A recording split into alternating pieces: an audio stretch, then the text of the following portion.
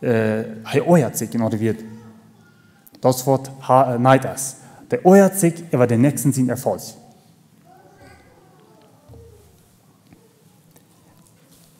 Und gewöhnlich ist Neid, das ist ein Verlangen,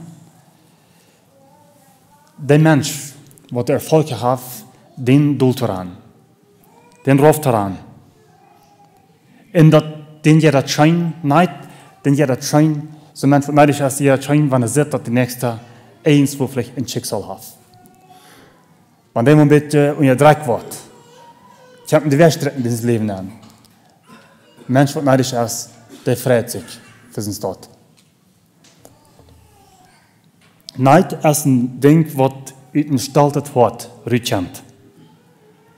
Wenn der Ehrgeiz, oder die Eigenliebe, wenn der engagiert wird, und nu habe ein anderer Leute gekriegt, was ich das will, dann ist das, wo das Neid.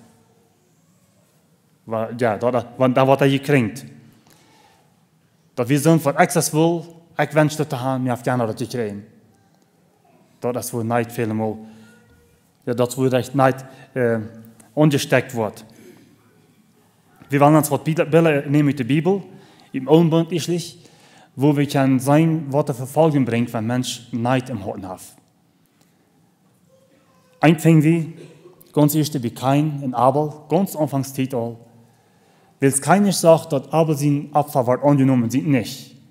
Das ist besonders der Neid, der kommt bosig nachher. Er wird so neidisch, so spietig, dass er seinen Bruder das Leben nahm. Er sagt, dass sein Bruder sind wie angenehmer. Was sehr kurz, Neid ist, wenn ein Mensch abgerecht wird, wenn er sieht, dass nichts hat mehr Erfolg. Nicht sagt kein dass Abel sein Opfer, das wird später angenommen. Ich weiß nicht, im Wort, was dann zu sein gewesen. Ich immer, wenn ich in der Schule war, die Bilder, die dann gemalt werden ab dieser Lektion, du sagst, dass das von der Rück von Abel sein Opfer, der trug so die liegsten Hech, und kein Sinn, dass der so Hand und Dreh, als wenn er nicht Hech rein will. Das darf nicht so gewesen sein. Wir haben ein Bild gemalt. Was immer da gewesen ist, was immer kein gesehen hat, dort wirkt am den Neid ab. Was braucht das mit sich? Sicherlich wird kein Sinn Opfer auch sein angenommen werden, wenn er nicht Neid im Herzen hat. Wenn er hat seinen Bruder geschätzt, dass er hat den die Anerkennung gegeben. Er hat ihm gelebt, gerade wenn dort auch andere Sachen sind. Gerade wenn er sagt, dass sein Bruder sein Opfer wird angenommen, sind nicht, wenn er danach hat abgepasst, dass er nicht Neid im Herzen wie was. Ich stelle mir vor, Gott hat sein Opfer angenommen. Aber wenn es wird abkommen. In anderen Wegen sage ich, wenn kein demütig gewesen wäre, wird Gott auch sein Opfer angenommen haben. Wenn es Gott sagt wenn du fromm bist, so bist du angenehm. Bist du aber nicht fromm, so ruht die Sünde vor der Tür. Weil ich sagen, will Gott nicht kein sein, wenn du bloß auch fromm, abrechtig wirst, dann bist du auch angenehm. Dein Opfer wird mir auch angenehm sein. Aber bist du nicht fromm, hast du vielleicht Neid im Herzen oder eine andere Sinn im Herzen, dann sage ich das, bist du nicht fromm, so ruht die Sünde vor der Tür. Da meinst du auch vieles, da waren mehr Sünden in so einem Menschen ankommen. Nächste, wo wir nachfangen, wo Neid sehr abgeweicht wird, das fingen wir, wo Isaac mal ein Fehler falsch hat. Das fingen wir in 1. Mose, Kapitel 26.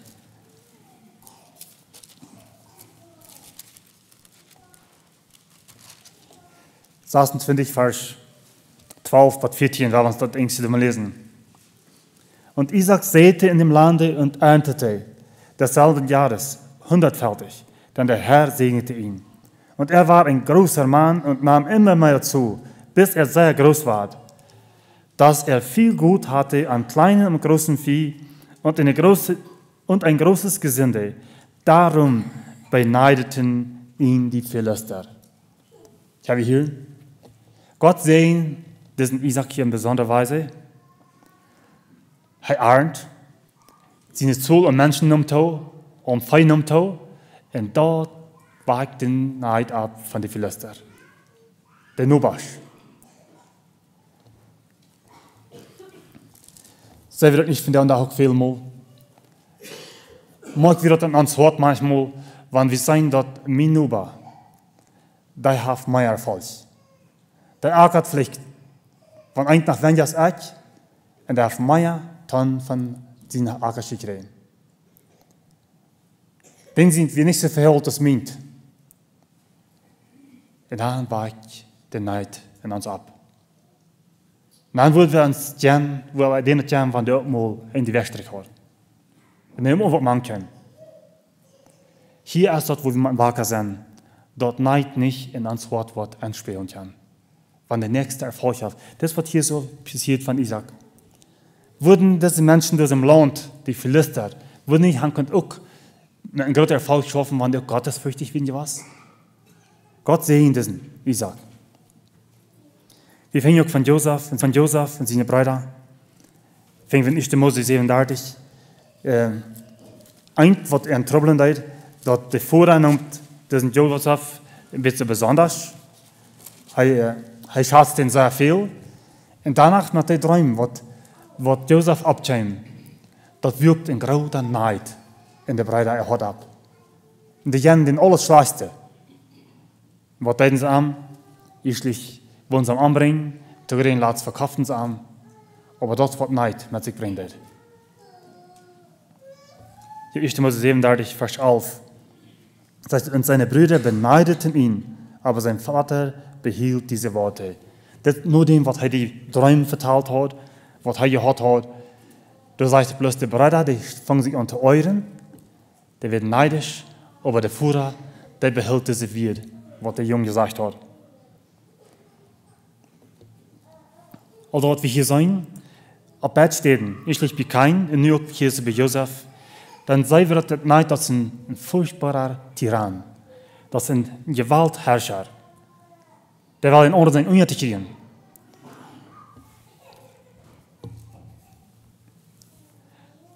Neid, der kann bloß Unzufriedenheit in Herzeleid mit sich bringen. Wenn wir Sprüche lesen, das sind wird eine Gedichtsform abgestellt, weil wir uns so ein paar Vers lesen. Sprüche 34 hier schließlich.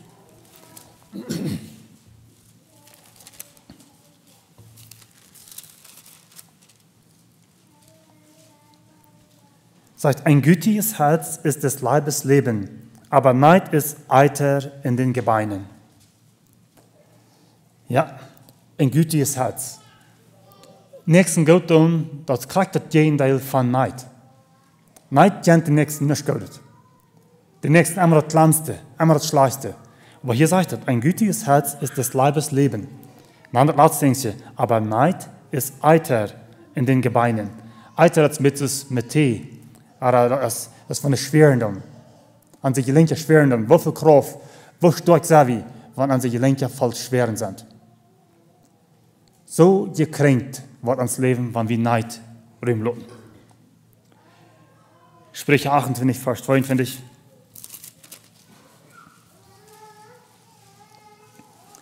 Wer eilt zum Reichtum und ist neidisch, der weiß nicht, dass Mangel ihm begegnen wird. Wer iwat am sein Meier zu kommen, sein Meier zu sammeln, ja, und darum alles fortnehmen.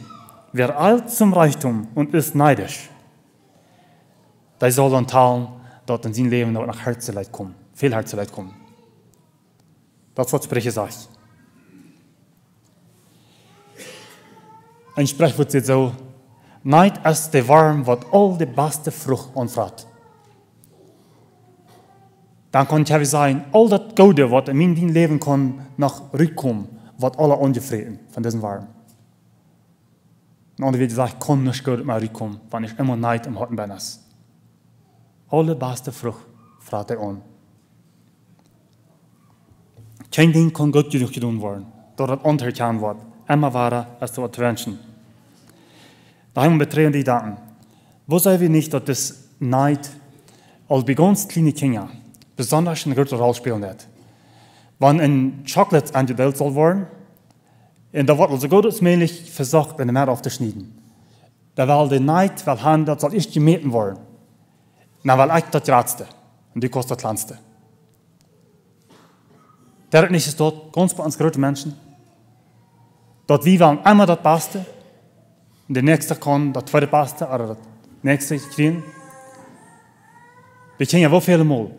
Wanneer het kind heeft een vrijheid gehad, dan komt dat kind andere kind aan en zegt, mijn broeder, mijn zuster kunnen zo'n dat. Wohin kan ik niet. Neid kent den anderen nog niet. Dat Gode. Daar heeft een gelegenheid gehad. Nu traf mij dat. Maar ik zeg dat dit komt in ons leven met. Van die dag mag ik zeggen dat neid een grote rol speelt.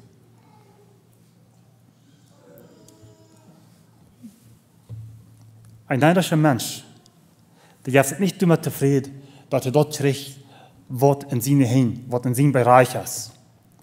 Hij moet zich immer euren, wanneer er eens weer even am is. Hij steht zich over dem. Wanneer er eens weer nog wat te zijn heeft, meer vielleicht wat ver te zijn heeft, der will sich dort nicht gefallen lassen. Dat is neid, een stolte Tod.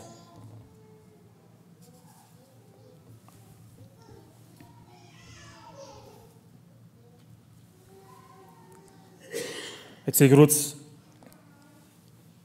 dat mens wat neidisch is, der wordt onruhig, den euert dort, wanneer zit, dat den anderen jet dat beter als mij. Den jet dat beter. Een neidische mens is bloß dann glücklich, wanneer zijn Anstrengungen mehr gebracht heeft, als wat hij nu bezien heeft. Bloß dann. In het gegenteil, wanneer ze zitten onder is beter, dan is hij ganz doodgeslagen. Dit komt alle wegen erop aan. Als het lijkt, waarvan de opgave wie hand. Dat komt bij een deiner, dat komt bij een broeder, dat komt bij de vrienden, dat komt alle wegen erop aan. Dat neid een rol speelt net. Neid is verder de aanvang, wanneer we neidig zijn, dat man aanvangt te pluderen, af te reden. Alle hand van anderen reden, wat een grote zin is voor God. Veelmaal is neid de wortel van dat. Neid is een woord van vlees en dat gaat niet te onderhouden, te onderdrukken maar niet, te verbergen. Dat wordt hierdoor gekomen, wat mensen neidig is. Neid, van dem houten zijn, dat waren al die weer wat er gered worden, waar met dat jef vermischt zijn. En de handelingen, wat we doen worden, die waren ook met ons tot doordrongen zijn, met zo'n schwere staat. Neid is een van de middelen, de meestigste middel wat de zoet gebruikt, om zeilen trouw te houden. Zonder wat er zo te geloven worden komt, helpt hij veel meer met dit groot trouw. En zonder wat hem geloven zijn, die kan hij abholen und nicht wassen kann. Das ist Neid. So viele Mal. Wat jij weer erkennen, als we Neid im Herzen haben. Oder als ik met Neid te doen habe. Ein Beispiel. Wenn ich für den Korridor fahren und ich sehe, da sind Geschäfte, die blieben, ziemlich sehr. Und ich würde ohne einen Grund, ein fester Grund kann sein, ich bleibe ganz rein darf mit Geldwaschen zu tun. Das ist für Geldwaschen zu tun. Wenn ich alles bedürende, wenn eins verfolgt, ja, Futz bedürende, als du mit schiefe Sachen zu tun hast, wahrscheinlich ist mein Hort Neid. Oder wenn wir früh, wenn die sagen, die früh, die haben Sumpfhäute gehabt, Sumpfhäute Hüs. Und die weicht was ab. Die Rätsfläche war die. Oder, naja, die kann, das ich kann nicht. Die haben auch bitte angenommen. Wahrscheinlich ist Neid am Horten ben, und du recht hat. Eine dämliche Person, was direkt stellt, kommt an mit Neid kommt an mit gestaltet wird. Eine dämliche Person stellt sich zufrieden mit das, was Gott entgegeben hat. Und wird niemand nicht neidisch auf eine andere Person checken, was du so mehr kann. So, ich habe viele Dinge checken. So viele Mal weicht es ab. Ich höre so viele Mal, dass Kinder sagen, jene Lied ihre Kinder kennen das. Das geht in der Jugend.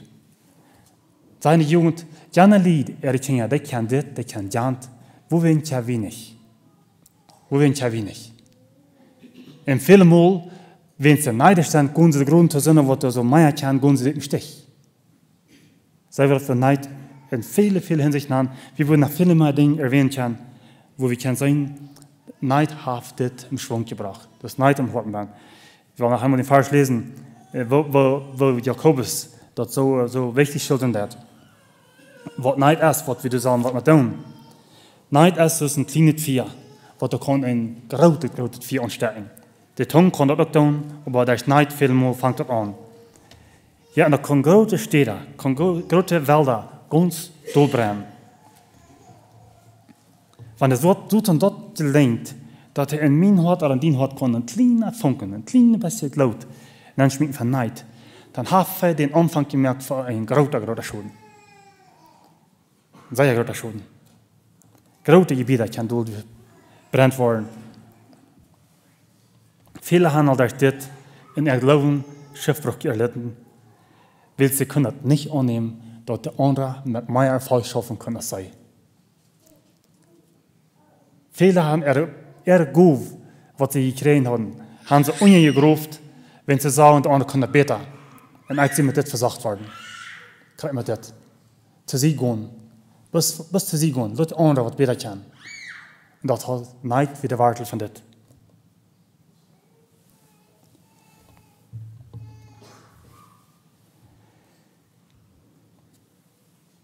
Das Neid, das wir die Hauptursache, wo wir in ans Herr Jesus muss am Kreuz genäht worden.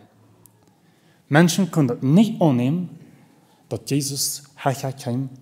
Die Menschen fangen an Jesus herunteran, in der Schriftgelehrten, Pharisäer, der unterstellten Volk, die verloren ihre Anhänger und der ran Jesus heran. Das warten Neid ab. Wenn wir in Matthäus 10, 18 lesen, und Johannes 11, wo wir alle fingen. Neid wie der Wartel von dass Jesus muss am Kreuz sterben. Wir können es nicht annehmen, dass der Einheit wäre, was der Herrscher wäre. In Matthäus 20, Vers 15, da finden wir das Beispiel, was Jesus sagt von den Weingärtner, wo du jetzt an der Smart hätte, nach der Aufstehung hätte, aber annehmen, wenn es endlich betont wird, kriegen sie alle einen Groschen. Dann sind die sehr unzufrieden, was du an Dach geschafft hast, dass du nicht mehr kriegen, als die, was eine Stunde hast. Dann wird Neid. Was den anderen dort nicht gönnt, dass er bloß eine Stunde hat geschafft und das selbst hier gekriegt. Apostelgeschichte 13, Vers 44, da finden wir dort, wo Paulus, wenn sie so predigen können, so gewaltig, wo der Neid abweiten. Wir werden uns einen Vers noch lesen. Apostelgeschichte 13, 44.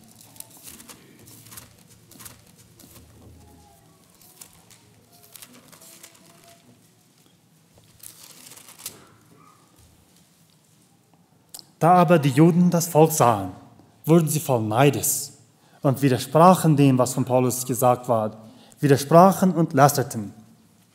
Ich habe hier sehen wir einen Paulus, der hat viel Anhörer, viel Tauhierer da. Wenn es diese Menschen nicht sagen, die Juden, dass der so viel Tauhierer hat, kriegen sie Neid im Herzen. Und dann fangen sie an, gegen Paulus zu reden. Dort war sprechen, was er sagen hat. Dort nichts mehr. Philipper 2,5 sagt, wie sollen so sein, dass Jesus Christus wir? Ich möchte daran zu behalten. Ich sage bloß, in wie vielen Hinsichten haben uns Leben Neid eine Rolle gespielt hat. Vielleicht haben wir das nicht erkannt. Aber wenn Gott würde uns die Augen ummerken, dass erkannt wurden, wo Neid eine Rolle gespielt hat und dass wir möchten wacker sein. So ist, wenn Jakobus lesen, der sagt, das ist menschlich und teuflisch. Erst dort. So schändlich ist dort der Sinn von Neid. Und dass wir möchten so wirken, dass die nicht ans Wort mitnehmen. Auch da ist es gesehen.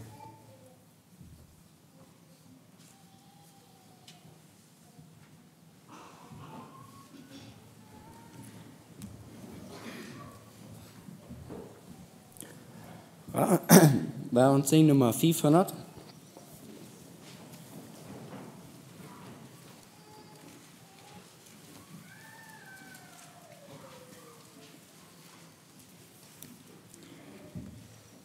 Nummer 500. Ich würde fragen, ob wir pausen, wie wir abstimmen, für die Leute zu singen.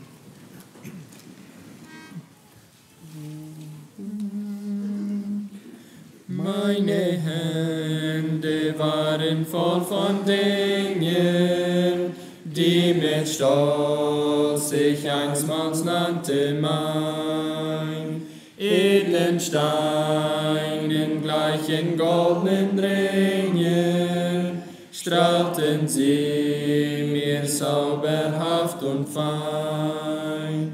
Aber Jesus nahm mir meine Hände, ließ sie stellen in seinen Ruhm. Reine Hände, sprach er, reine Hände sind mir nötig, um mein Werk zu tun. Meine Hände waren alle Tage immer unrein und mit Schuld befleckt. Ach, umsonst war alle meine Plage, meine Sünde war noch nicht bedeckt. Aber Jesus nahm mir meine Hände, ließ die meinen in den seinen ruhen. Stille Hände, sprach er, stille Hände sind mir nötig, um mein Werk zu tun. Ungehorsam waren meine Hände, nur dem eigenen Willen untertan. Gleich als ob man so sein Leben fände, oh, wie rank ich da im Stillen war. Aber Jesus nahm mir meine Hände, ließ die seinen auf den meinen ruhen, machte so der Unruhe bald ein Ende. Oh, wie süß ist der Gehorsam nun. Darf ich Platz nehmen? Nächste Nummer 315.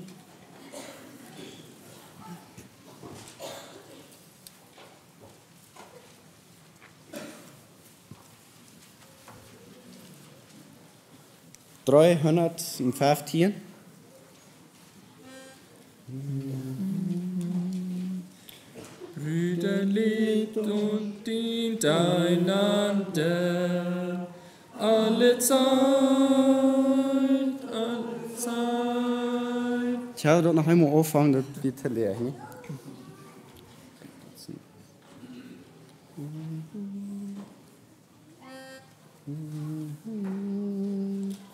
Brüder, liebt und dient einander alle Zeit, alle Zeit. Seid zur Stütze jedes Schwachen, gern bereit, gern bereit. Unser Weg ist rau und steil und das Herz oft schwer bedrückt, helft dem Strauchelnden zum Heil, durch ein Wort, das ihm geglückt.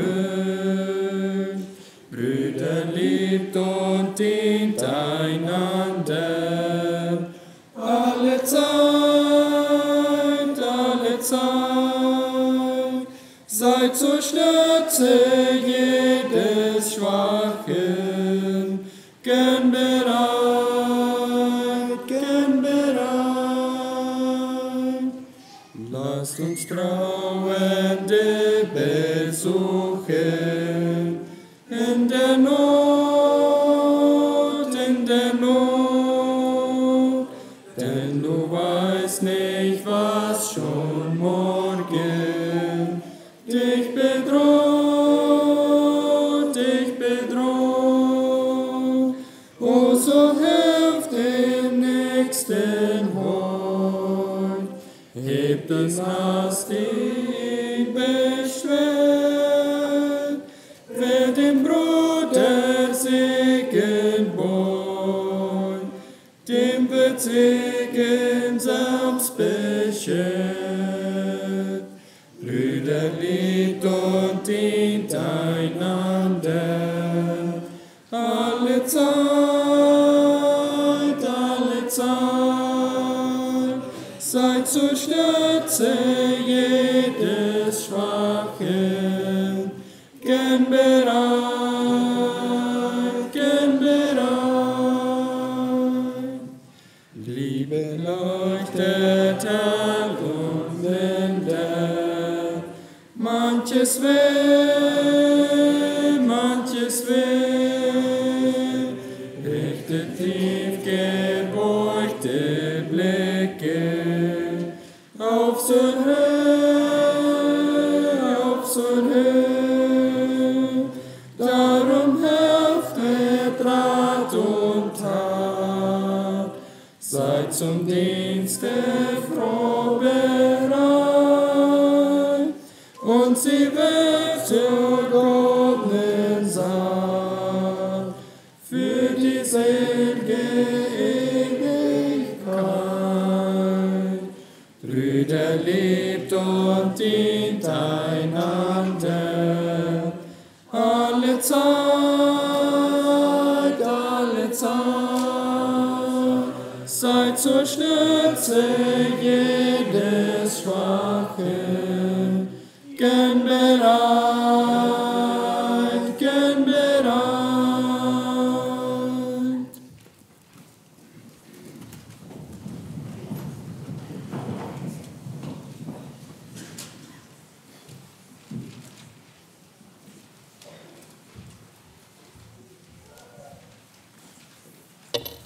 Wir nehmen uns Bulletin, weil wir den immer checken. Aufruf, auf dass wir alle hinankommen zu einerlei Glauben und Erkenntnis.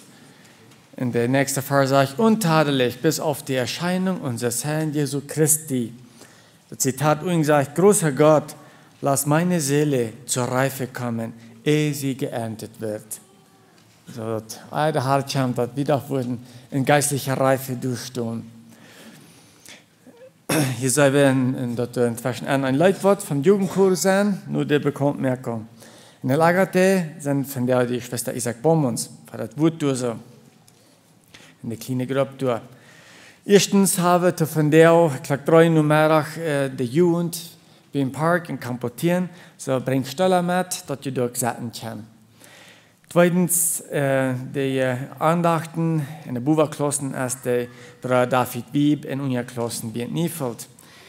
Und drittens, Montag, gleich 8 Uhr, ist die Schwesterversammlung. Das ist, wie wir gesagt haben.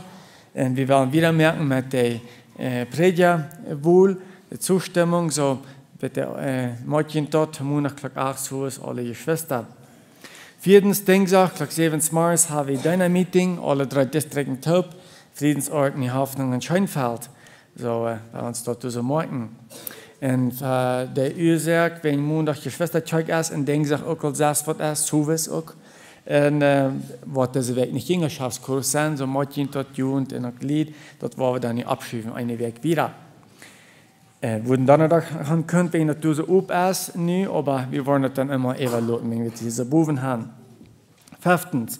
Wir haben nirgends morgens als Neverein, Sestren, ein frühes Mädchen dort durch. Anleitung, die wird für über Niefeltje 105 und Etenjever, Eiferwieb und Leinerwieb. Und sastens du so, Montag auch zum Medweg, 7:30 so, das Mädchen dort Medweg, 7:30, erst du so die Gemeindeübergabe in Dienereinsegung in der Hoffnung Kirche, also in die Hoffnung, wo dort sein. Und wir luden die ganze Gemeinde und auch so die ganze Versammlung an, für diese Sachen. Zwar nicht so viel Rümmers wie, aber wir glauben danach, sie werden so viel Rühm merken als möglich, wenn das diese ist, muss wieder kriegt diese da. Also hier sind alle Leute mit weg, die Gemeindeübergabe in Dienereinsegnung in die Hoffnung, 7:30 so was. Und für die Ursache, was wir hier so nicht Singstunden sein, dass wir uns dort morgen tun.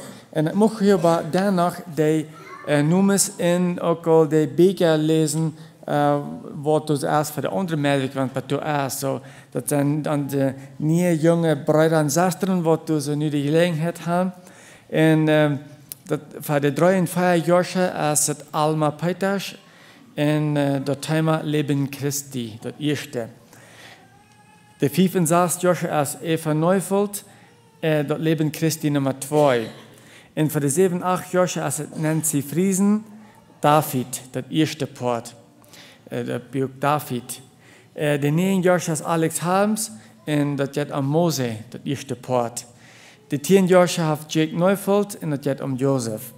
Zo, want die nu al deze beker wel metnemen, Martin en de Bruder Ubron Peters, kan på 100, ook Peter Wieb. Nou, hauptsächlich Ubron Peters wordt het vielleicht dat. Yes, so, und die Schwester Ubron Peters kan på 100. Mechanics zijn we dan weet je krijgt. Zo, wanneer je al de beker nu wel metnemen, dat je niet kan rijden merken voor de andere medwerk, niet voor nu medwerk. Nächstens,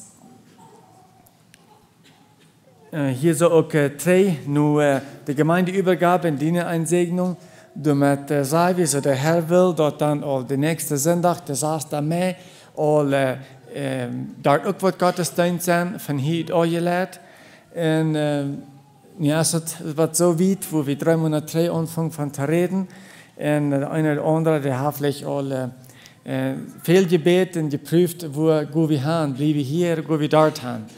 Und vielleicht weten wir noch alle, was wir geredet haben. Wir möchten nur einfach bloß das sagen. Jeder einer darf einfach nur seine Überzeugung gehen, entscheiden. Nicht, dass das bedeutet, wenn wir einmal einen Sonntag erst hier geblieben, dort haben gefahren, der kann nicht wieder eine andere Entscheidung merken. Dort nicht, aber das gibt du noch eine Zeit, eine Gelegenheit zu prüfen.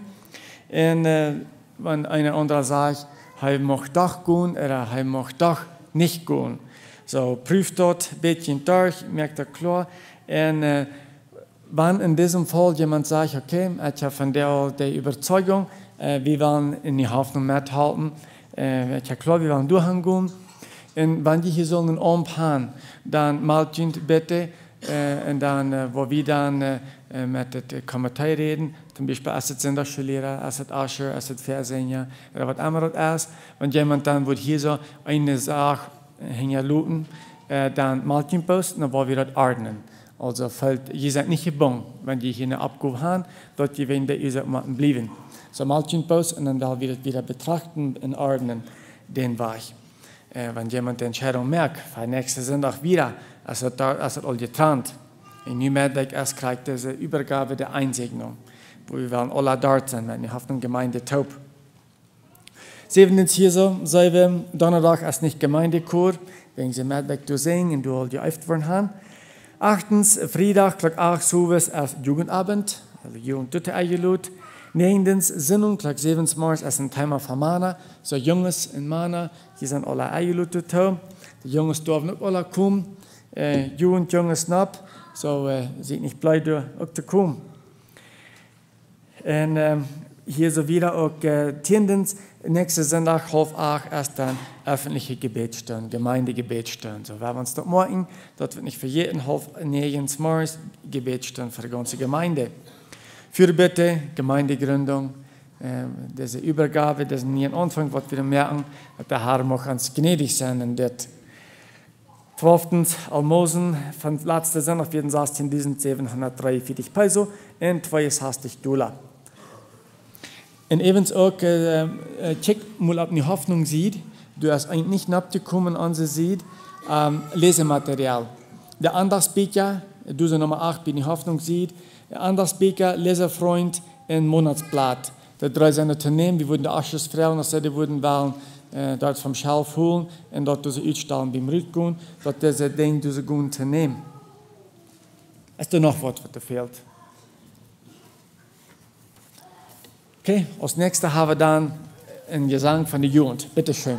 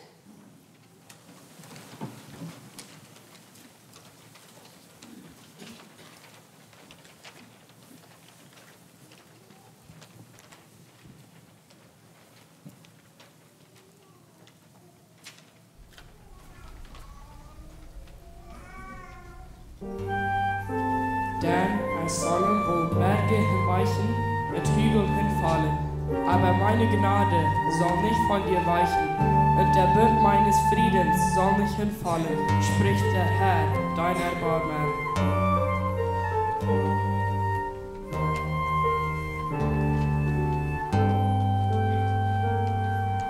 Was Gott sagt und was tut, ist auch so rätselhaft. Doch dem, der ihm fest vertraut, ist sein Wort voll Kraft. Wenn auch die Berge weichen und wenn die Hügel fallen, weiß seine Gnade nicht von dir, weiß seine Gnade nicht von dir, denn sein Friede besteht, denn sein Friede besteht. Nehmen wir sein Wort nicht ernst, antwortet Gott oft hart. Doch auch im Gericht zeigt sich seine Gegenwart. Wenn auch die Berge weichen und wenn die Hügel fallen, weiß seine Gnade nicht von dir, weiß seine Gnade nicht von dir, denn sein Friede besteht, denn sein Friede besteht.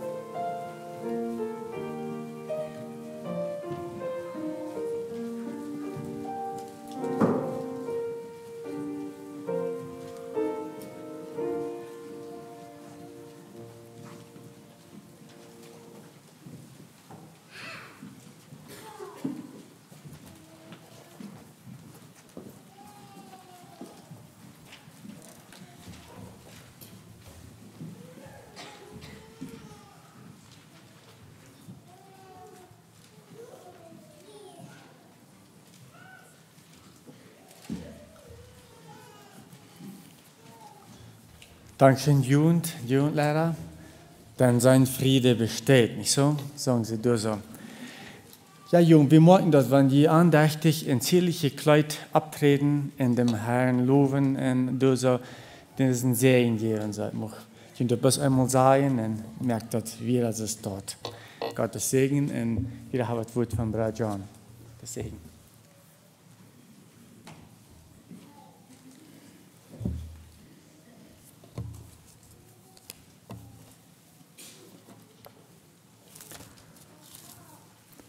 Galater, Kapitel 1, Vers 3 bis 5.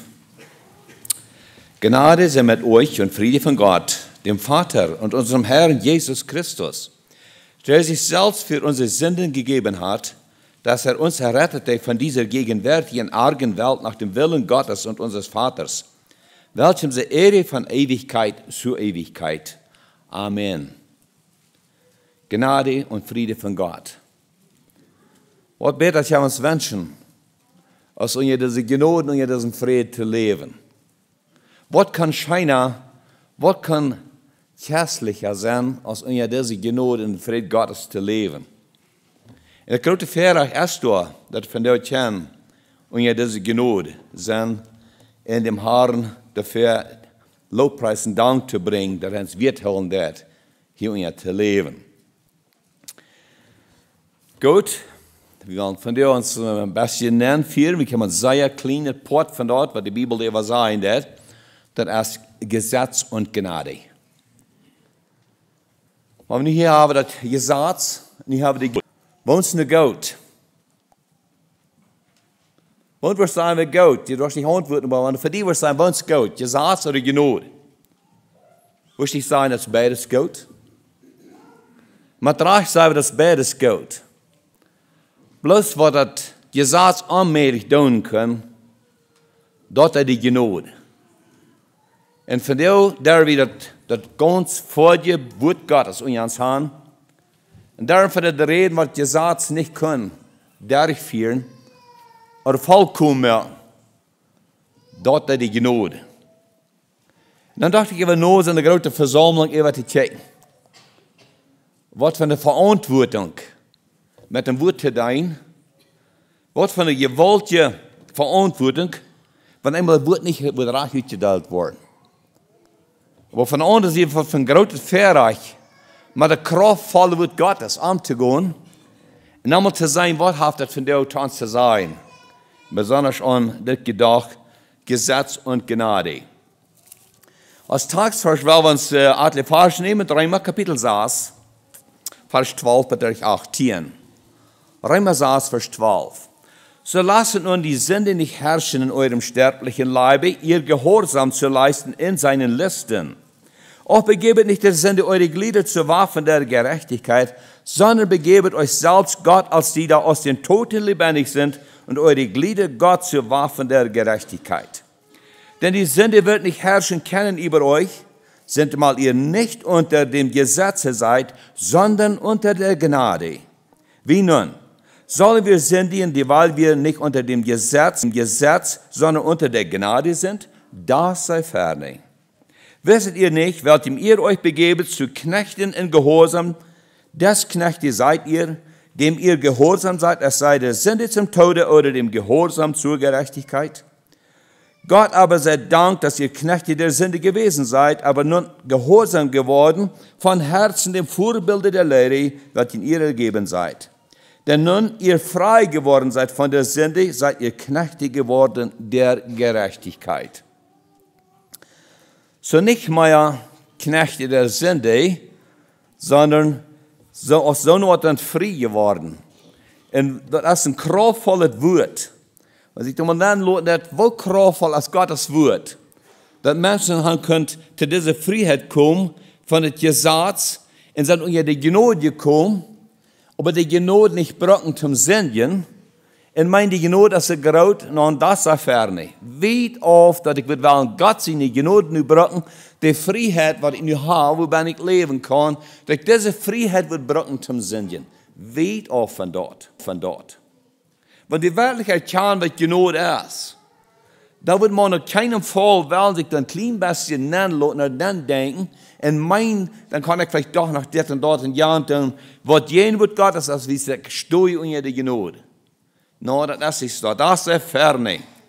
Und weißt du, wie sind geneigt, in Freiheit zu leben, nicht wahr? Kinder gleich in Freiheit. Aber nicht alle Freiheit, was Kinder sich wünschen, sind gut. Wir gleichen, die großen Menschen gleichen auch Freiheit, nicht wahr? Aber nicht alle Freiheit, was wir uns wünschen, sind von uns gut, aber uns Fleisch wünschen, sind angebracht und sind gut bei Gott. Das sagt uns sehr klar in Galater Kapitel 4, Vers 13, denke ich, als falsch, ich habe nicht abgetekent, aber ich denke, du fängst mit dessen bei. Ihr aber, liebe Brüder, seid zur Freiheit berufen. Allein seht zu, dass ihr durch die Freiheit dem Fleisch nicht Raum gebet, sondern durch die Liebe diene einer dem anderen. Wir sind zu der Freiheit bereit. Wir haben eine ganz volle Freiheit in Christus Jesus. Aber seid toll, dass ihr diese Freiheit, wo an die bereit sind, dass ihr diese Freiheit nicht wollen, brauchen, gegen Fleisch Raum zu geben.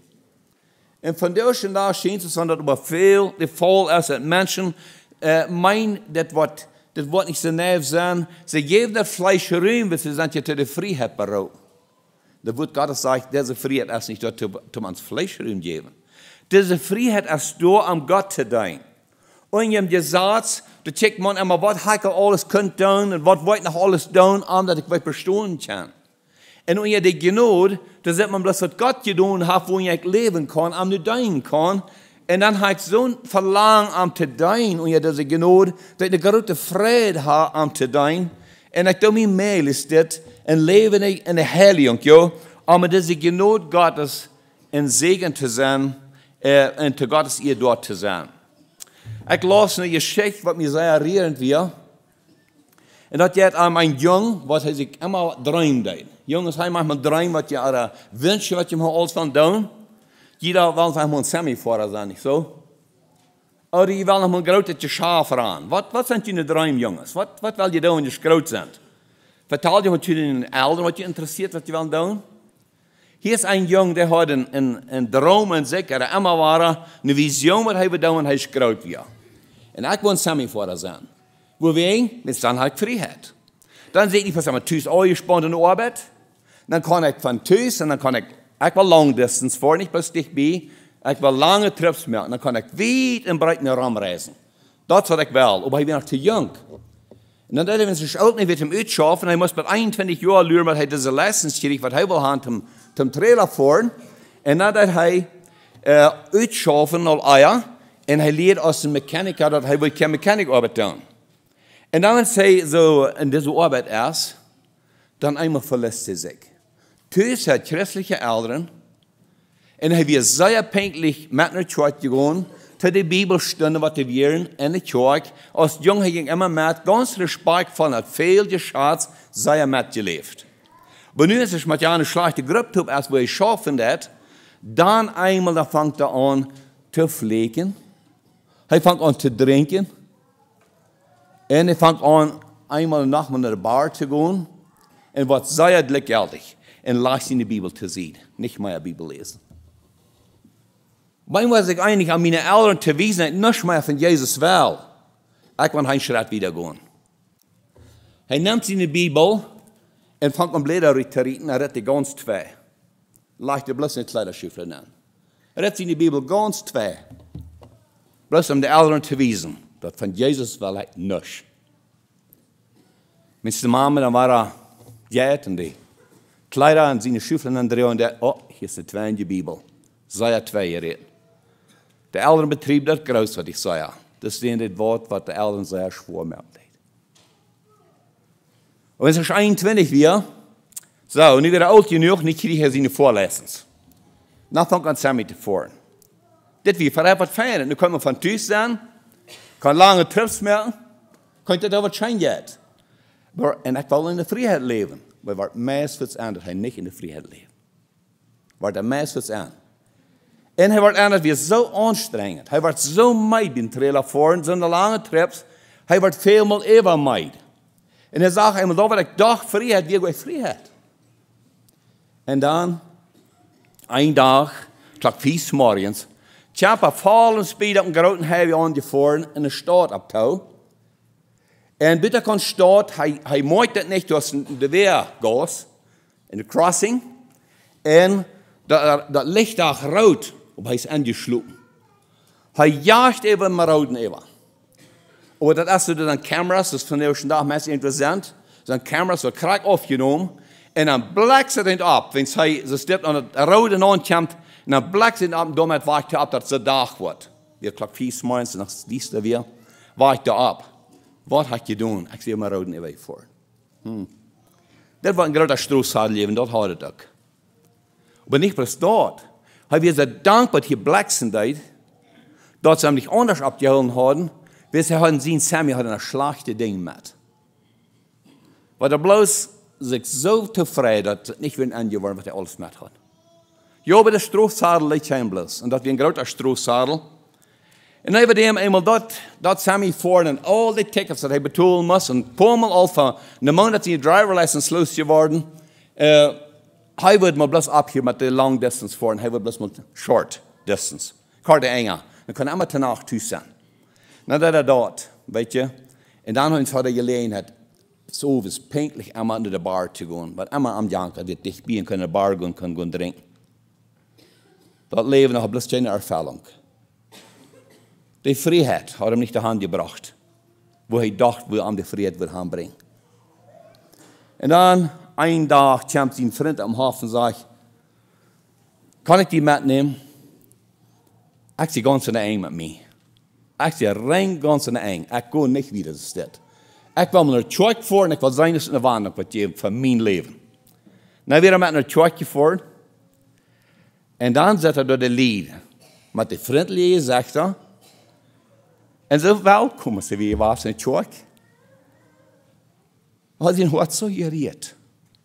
Nou wordt hij weer door het kerk en hij is ook verliefd met een jaal, wat ook niet geestelijk is, niet christelijk is.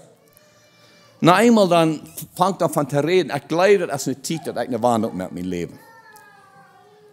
En dan kwam hij weer naar eng. Hij neemt dem Herrn Jezus aan als die persoonlijke Herrn Heiland. Het duurt niet lang en dat jaal dat het ook.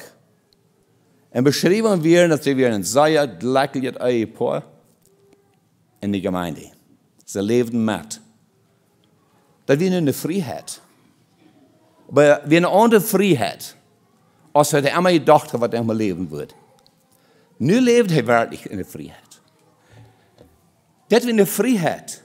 Wo Christus am losgekauft dat hij kon deze vrijheid leven. Nu leefde niet meer in een Gesetz. Want het Gesetz is door te wezen wat aardig is, niet waar? Dat Gesetz is immer bewezen, wat hier kostet komen, maar die wieder juist dan best aardig. En hij deed zoveel aardig. Hij ging immer waar even. Dat Gesetz, dat kan hij bloos niet vrij maken. Maar nu kwam hij naar Christus en hij werd völlig vrij. En dat te lezen wat hij schreven deed, hij ging aanschrijven deed en zei, ik wil onder te roden, neem dit aan en ik wil je zeggen, waar je beden kan, wanneer je tot Christus komt, dat je kan vrij worden. Also dat is de vrijheid. Gesetz, wat is Gesetz? Gesetz, dat is een festgesetzte voorschrift. We weten in obrigkeit, die hebben Gesetz, niet waar? En we zijn dankbaar dat die Gesetzen zijn. We zijn nog veelmaal, we wensen onze Gesetzen weer storchen, niet zo? Hast nicht auch vielmal gewünscht, dass in unserer Obrigkeit das Gesetz, dass wir stärken? Die Antwort ist ja. Wir wünschen so, dass das Gesetz nicht so weit verspielt hat. Das Gesetz ist so wichtig. Gott setzt für Gott an, dass das Gesetz ist in der Obrigkeit. Aber Gott sagt auch für Gott an, dass das Gesetz, dass er sein Volk ein Gesetz geben. Und dann würde er mit dem Gesetz, würde seine Geduld ausüben, oder seine Geduld wird ausgeübt worden hier bei, bis das erste Zeit erfüllt wird, und dann wird er sein Sehen schenken. Nou worden die mensen van het Gesetz erlöst worden. Nou worden die onder de Genade, de Freiheit komen in Christus Jezus. Gott hat einen guten Plan hier, das Gesetz ist gut. Das sagt uns das Wort Gottes. Wir wollen von der lange nicht alle falsch anführen, weil das Wort Gottes sagt, das Gesetz ist gut. Aber wir wissen dort, dass viele Menschen, die können sich schwor zu schenken zum Gesetz, nicht wahr? Zum Beispiel in der Obrigkeit. Vielmal als es schwor, uns zu schenken, haben gesagt. So vielmal. Besonders ein Ding, so eine feine Fortjährige von der schon nach haben, das schwor zu schenken, dass es gesagt ist, dass das nicht war. Na einmal sagen wir ganz einfach, ohne dass wir bedacht haben, wo wir im anderen haben das gesagt hier vertreten. Was haben wir getan? Wir haben schuldig gemerkt. Nicht so? Uns wird abgeholt. Was, wo wegen? Willst du werden gesagt? Wer hält uns ab? Das hält nicht uns einer ab, was das Gesetz gemerkt hat. Das hält uns einer ab, was ohne das Gesetz schaffen wird. Und da wird die Transit, ja. Und da sei bloß ein Bild. Was ist Gesetz, was das Gesetz? Gesetz wies bloß dort, wo wir Anrecht sind, in ein Gesetz erst dort, um uns anzuweisen, wo wir leben sollen. Und wenn wir sein in Evangelium Johannes Kapitel 8, Jesus ging am Eilbach knappen. Früh morgens ging am Tempel dann. Und dann sah ich dort, um das Volk zu lehren, dann kamen die Schriftgelehrten Pharisäer und brachten eine früh. Nur Jesus, was in der ganz frischen Tod wie geredet worden in Ehe gebracht, ja. Diese Früh, die hat die Ehe gebracht. Und andere wie die früher leben, unmoralisch leben. Evangelium Johannes Kapitel 8, Vers 3. Aber die Schriftgelehrten Pharisäer brachten ein Weib zu ihm, im Ehebruch ergriffen, und stellten sie in die Mitte dar und sprachen zu ihm, Meister, dies Weib ist ergriffen, eine frische Tat im Ehebruch. Mose aber hat uns im Gesetz geboten, solche zu steinigen. Was sagst du? Da sprachen sie aber, ihn zu versuchen, auf dass sie eine Sache wider ihn hatten. Aber Jesus beugte sich nieder und schrieb mit dem Finger auf die Erde.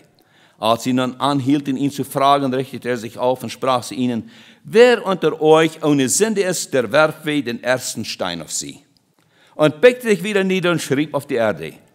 Da sie aber das hörten, gingen sie hinaus, von ihrem Gewissen überführt, einer nach dem anderen, von den Ältesten bis zu den Geringsten, und Jesus ward gelassen allein und das Weib in der Mitte stehend. Was nun?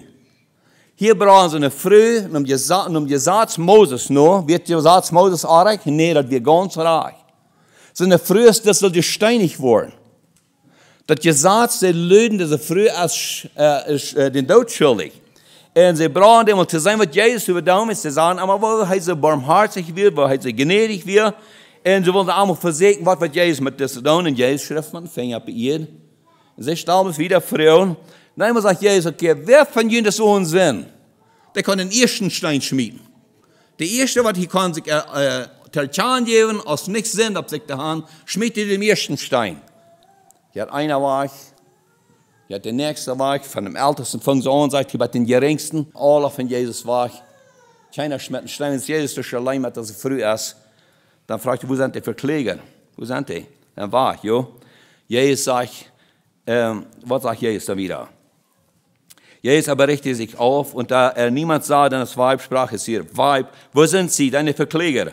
Hat dich niemand verdammt? Sie aber sprach, Herr, niemand. Jesus aber sprach, so verdamme ich dich auch nicht. Geh hin und sinne fort nicht mehr. Was will Jesus hier lehren? Dass wir kommen, um Genot zu bringen. Um Vergebung zu bringen, dass die dürfen nicht mehr gesteinigt werden. Und das Gesetz, das wir Gott, aber nu kommen wir, um das Gesetz abzuheben, das Gesetz auszuführen, das nicht mehr darf gesteinigt werden. So, wir sehen das einmal wahr. Gott hat ein Gesetz durch Mose. Wenn wir mal drehen, 5. Mose, Kapitel 6. 5. Mose, Kapitel 6, Vers 1, Vers 3. Dies sind aber die Gesetze und Gebote und Rechte, die der Herr, euer Gott, geboten hat, dass ihr sie lernen und tun sollt in dem Lande, dahin ihr zieht, es einzunehmen, dass du den Herrn, deinen Gott, fürchtest und haltest alle seine Rechte und Gebote, die ich dir gebiete, du und deine Kinder und deine Kindeskinder, alle eure Lebtage, auf dass ihr lange lebet. Israel, du sollst hören und behalten, dass du es tust, dass dir's wohlgehe und du sehr vermehrt werdest, wie der Herr, dein Vater Gott, dir verheißen hat, ein Land, darin Milch und Honig fließt. So Gott sieht, wo das Volk leben soll. Er lässt uns ganz klar, durch das mosaische Gesetz, lässt uns ganz klar alles sein, was sie brauchten, um zu leben.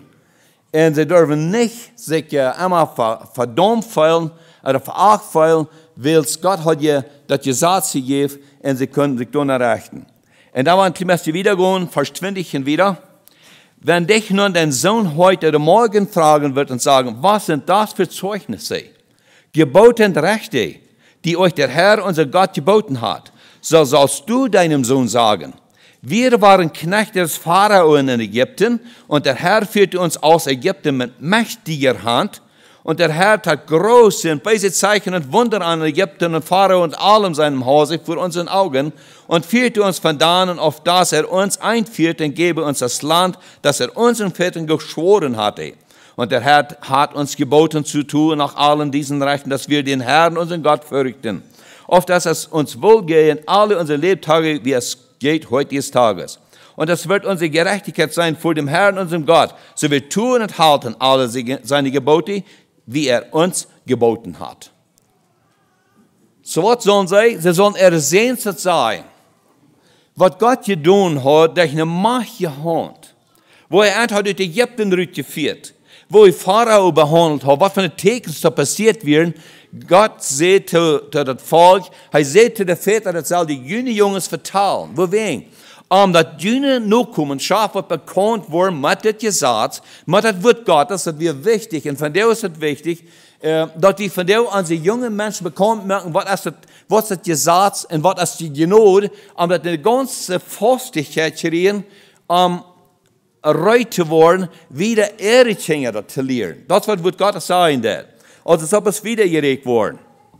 Du hast es wichtig, dass wir von dir sein als ein junger Mensch in der Gottesdienst zu kriegen, nicht wahr? In den Bibelstunden, in den Erbauungsstunden, in den Kirchen, in der Sonderschule, in den jungen Menschen zu kriegen, dass sie bekannt werden, was ist das Gesetz, was sie Gnade, und dass sie mit der ganzen Wort Gottes bekannt werden, dass sie die Anleitung geben, was Gott will, dass sie geben soll. Ich will eine Bemerkung machen, für ihr und da haben wir eine Rede in Deutschland auf unsere Männergebetsstunde. Und dann checkt er mit der Versammlung eben und fragte, wo sind die jungen Männer? Das steht mir nur sehr deep. Aber gestern sah ich mehr die Jugend ab Gebetsstunde, Gott sei Dank. Aber Gott will, dass das soll wiedergeregt werden, das Wort, das soll bekannt werden. So, mosaische Gesetz, das ist nicht Moses sein Gesetz, was Moses abgemacht hat. Wir sagen, das mosaische Gesetz, weil Gott Jesus durch Mose, er brachte dort darauf, wir werden danach sein, wo Gott hat Mose gegeben, er kam vom Bäuer rauf, und wo sein angesetzte Dachen deed, weil er mit Gott in der Gegenwart gewesen und Volk sagt ganz klar, hier ist was Besonderes. Hier, wenn die Kraft Gottes wird offenbar war, durch das Wort, was Gott Mose gegeben hat, und nu wird das mosaische Gesetz genannt, aber das ist das Gesetz Gottes, was wichtig wird zu holen deuten. Aber was das Gesetz allmählich wird, dort der Gott, lot er dann. Wir drehen noch Römer Kapitel 8. Römer Kapitel 8, Vers 3. Wollen wir sein, denn was dem Gesetz unmöglich war, sind einmal, dass durch das Fleisch geschwächt war. Das tat Gott und sandte seinen Sohn in die Gestalt des sinnlichen Fleisches und der Sünde halben und verdammte die Sünde im Fleisch. Was Gesetz ganz allmählich wird, wisst ihr, das Gesetz wird durch Fleisch geschwächt. Moses hat wie ein bisschen Mensch, nicht wahr? Und kein Mensch wird vollkommen.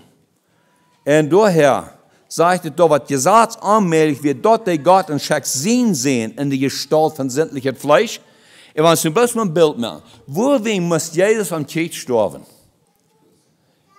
Und die Antwort ist wegen des Gesetzes.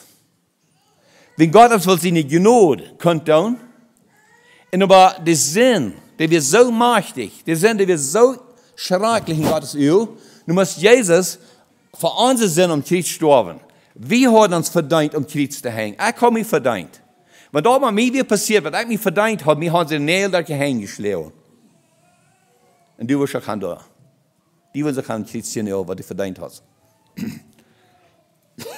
Was sagt hier? Was Gesetz allmählich wird. Wir können durch das Gesetz bloß gar nicht rein werden. Wir können nicht gewaschen werden. Wir können nicht freigestellt werden.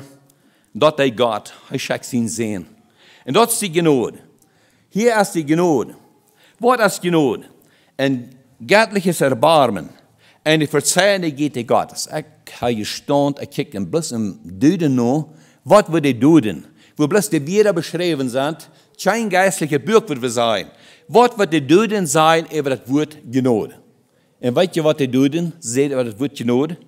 Das ist das göttliches Erbarmen. Das wird Gnade ist.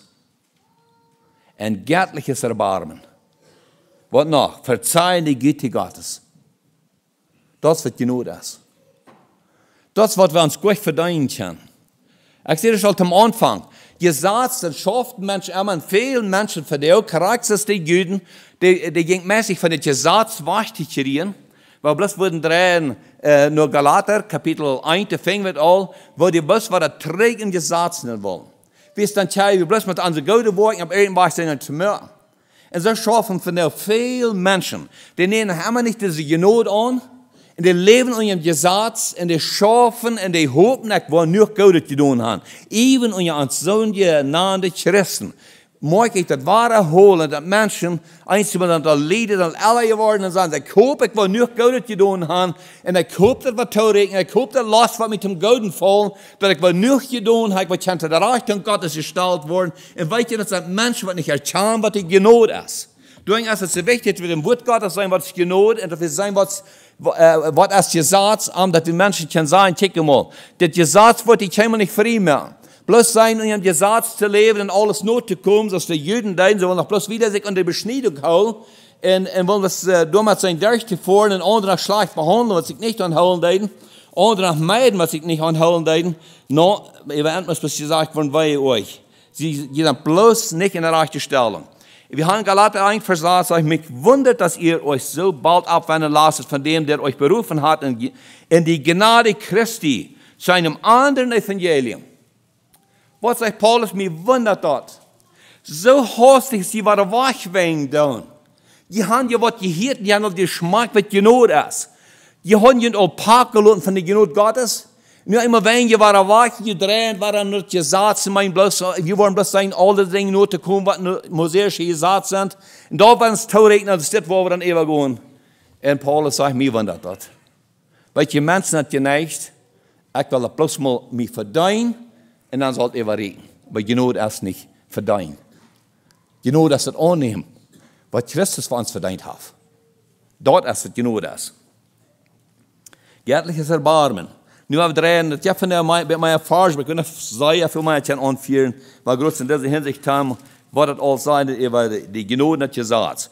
Römer Kapitel 3, Vers 24. Denn es ist hier kein Unterschied. Sie sind allzumal, und das ist 23, das Vers, was ich gelesen habe, allzumal Sünder und Mangel des Ruhmes, den sie bei Gott haben sollten. Nu Vers 24. Und werden ohne Verdienst gerecht. Aus seiner Gnade, durch die Erlösung durch Christum Jesum geschehen ist, welchen Gott hat vorgestellt zu einem Gnadenstuhl, durch den Glauben in seinem Blut, damit er die Gerechtigkeit, die für ihn gilt, darbietet, indem, dass er Sünde vergibt, welche bisher geblieben war unter göttlicher Geduld. So nun sagt es hier, wir wurden unverdient gerecht, durch Gott seine Gnade, durch die Erlösung, so durch Christum Jesum geschehen ist, wem Gott durchgestellt hat als ein Gnadenstuhl durch den Glauben in seinem Blut. Zu Wort, wir lassen uns hier dort die Sinnenvergebung erfahren können. Das kann freigestellt werden durch die Gnade und nicht durch Verdienst. Und dann auf 3. Kolosser Kapitel 2, Vers 13. Kolosser 2, 13 mit der 15.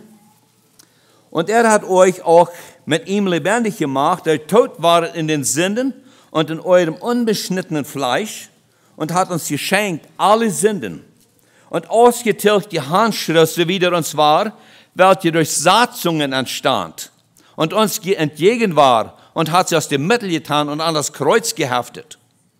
Horcht ihr mal, Gott hat die Handschrift, die gehen uns wir, der hat aus dem Mittel getan. Durch eine Handschrift, die wir geben, mir und die, Gott hat aus dem Mittel getan, hat er an das Kreuz geheftet. Dort wird die Gnade ist. Das wird uns frei machen von dem Gesetz, nicht mehr unter das Gesetz sterben leben, sondern in die Freiheit in Christus. Und dann der 15. Vers und hat ausgezogen die Fürstentümer, die Gewaltigen und sie Schau getragen, öffentlich. Was hat das mit sich gebracht, dass Christus da um Christus hinaus worden? Hat die Fürstentümer, die Gewaltigen, hat er Schau getragen. Hat was mit ganz offenbar geworden. Die Menschen sehen immer, dass Gott das sehen, was die gestorben ist. Durch das Erdbeben, was da passiert. Und dass Jesus von Tod abstand. So eine große Dinge, dass aus den Menschen zu sein kriegen. Sie sagen immer, dass Gott das sehen, was um Christus genäht ist worden. Gott leitet es um Christus nählen, dass diese Handschrift, was je mir und die wir, dass die wird uitgetilgt worden. Nicht, das sind diese Satzungen, was je in unseren Stunden als uitgetilgt, um Christus genäht, und nicht da freigestellt worden. Dort ist was genot ist. Das Gesetz ist gut, aber von der Leben unter die Genot. Ich vertelle dir, das ist die Geschichte von dem Semiforer. Was soll von Unterschied in diesem? Er will in der Freiheit leben, ja? Und er wird an, er hat immer Deip an Gebungenheiten an. Bat er mal wirklich unter die Genot heim, und dann lebt er in der Freiheit. Und dann zeugt er von der Freiheit, was er hat. Und Gott sei Dank, dort wie von der Wort Gottes haben, dass Menschen können, erkennen, das Gesetz, was das Gesetz ist gut, wir sind immer bewiesen, wo wir gefehlt haben, aber die Genot, das ist vollkommen. Nu haben wir in Römer Kapitel 15, Vers 1 und 2.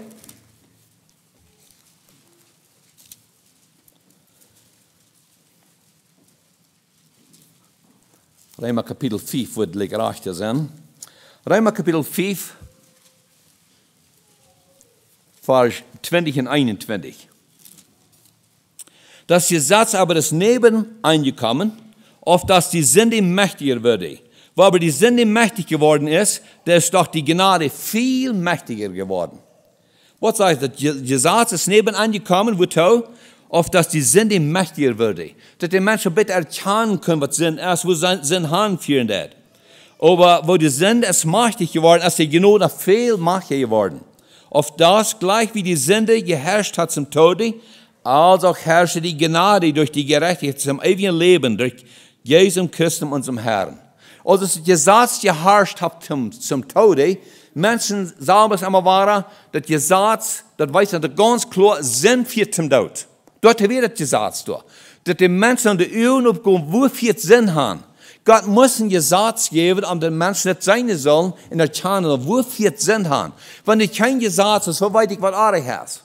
Wenn ich in der Obrigkeit kein Gesetz hat, wo würde ich weiten, was ich im Land Arich tue oder nicht Arich tue. Wir wissen, Gesetz ist weiß ich dort.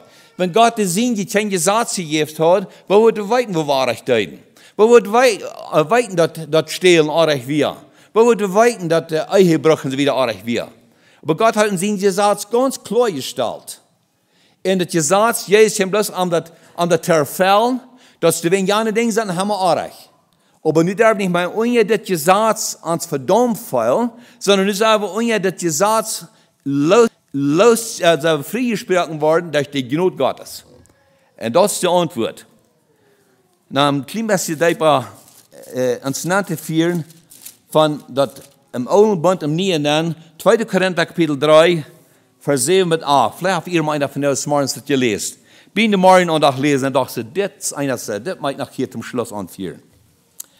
Sagt, so das Amt, das durch die Buchstaben tötet und die Steine gebildet war, Klarheit hatte, also dass die Kinder Israel nicht konnten angesehen das Angesicht Moses, um der Klarheit willen seines Angesichtes, die doch aufhielt, wie sollte nicht vielmehr das Amt, das den Geist gibt, Klarheit haben? Denn so das Amt, das die Verdammnis predigt, Klarheit hat, wie vielmehr wird das Amt, das die Gerechtigkeit predigt, überschwängliche Klarheit. Denn auch jenes Teil, das verklärt war, ist nicht für Klarheit zu achten gegen diese überschwängliche Klarheit. Denn so das Klarheit hatte, das da aufhört, wie viel mehr wird das Klarheit haben, das da bleibt. So ein Jahr, was so viel Klarheit hat, dort am Berg Sinai, was Moses durchgegeben hat, dass wenn sie vom Berg raufkamen, sind angesagt, dass so viel, dass das Volk ganz klar sagt, hey, hier ist was, Moses muss nicht da gesehen und gesagt, ja. So da wird das. Das wird das Gesetz, das einfach so viel Klarheit. Wo viel mehr, was dort Klarheit geben, das wird unter der Gnade ist. Maar ja, dan zo'n Klarheit gegeven hat, veel meer Klarheit heeft dit. Und ja, die Genot Gottes te leven. En Gott sei Dank, dat wir von der, durch seine Gnade, dürfen als Familie Gottes durchstehen, dürfen anpreisen. Und Menschen, die in Gebangenheit leben, worden freigestellt und dürfen und ja, die Gnade Gottes ein Zeugnis sein und 300 wieder zu anderen Menschen und Menschen, dat andere ook willen erfahren. Wahrscheinlich, dass wir dürfen und ja, diese Gnade Gottes als seine Familie stehen. Ich würde fragen, wir passen das ein Dulchen ein zum Schluss zu beten.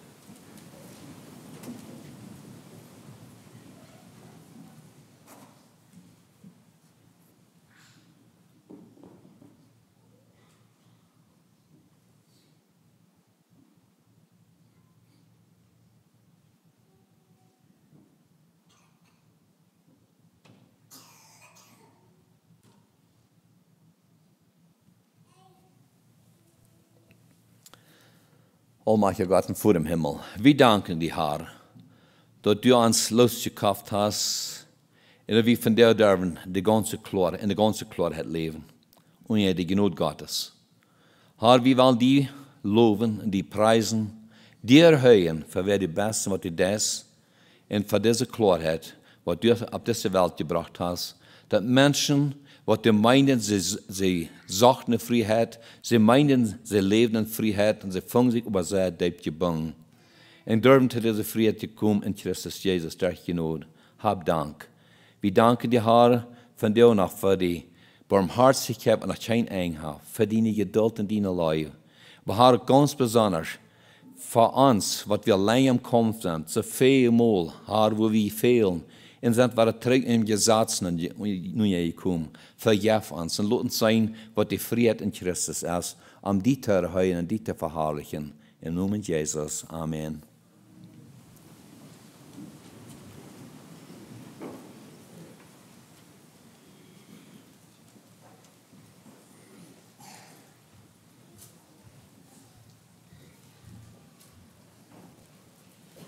Wir uns zum Schluss singen Nummer 410.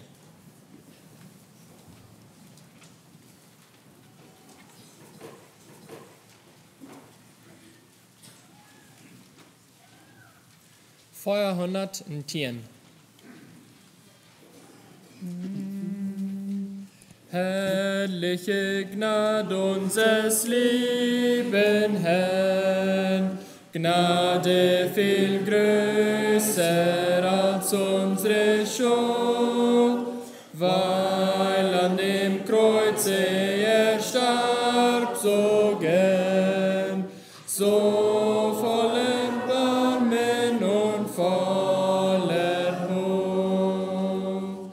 Gnade, Gnade, anstatt Gericht Jesu lieb und hoch. Gnade,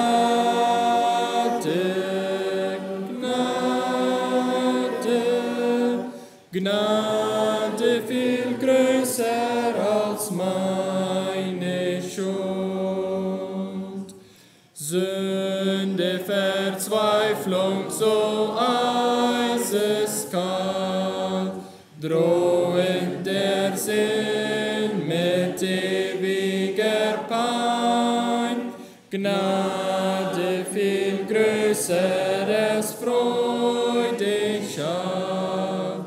Unter dem Kreuz find ich Zuflucht frei. Gnade, Gnade, anstatt Gericht Jesu lieb und Tod. Gnade,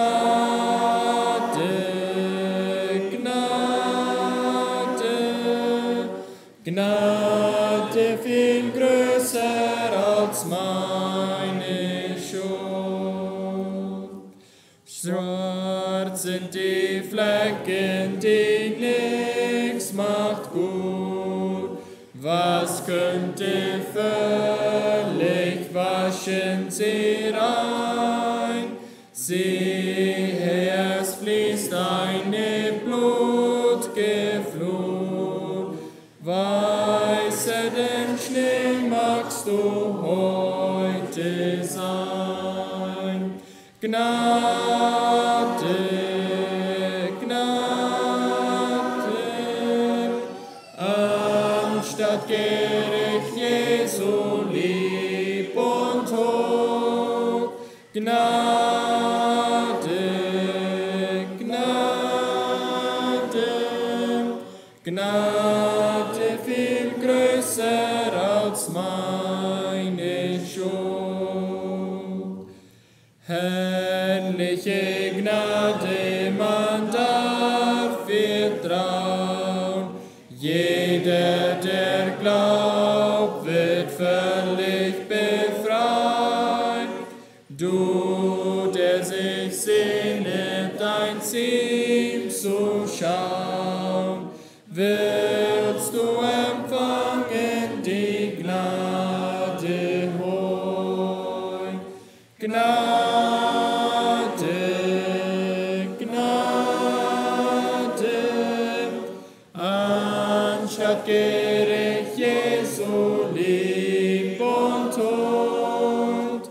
Gnade, Gnade, Gnade viel größer als meine Schuld.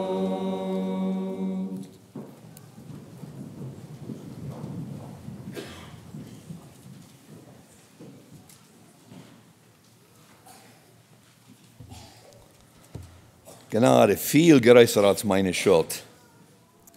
Ich würde früher noch abneigen. Und nun, liebe Versammlung, ich befehle euch Gott und dem Wort seiner Gnade, der da mächtig ist, euch zu erbauen und zu geben das Erbe unter allen, die geheiligt werden. Amen. Wir scheiden im Frieden des Herrn.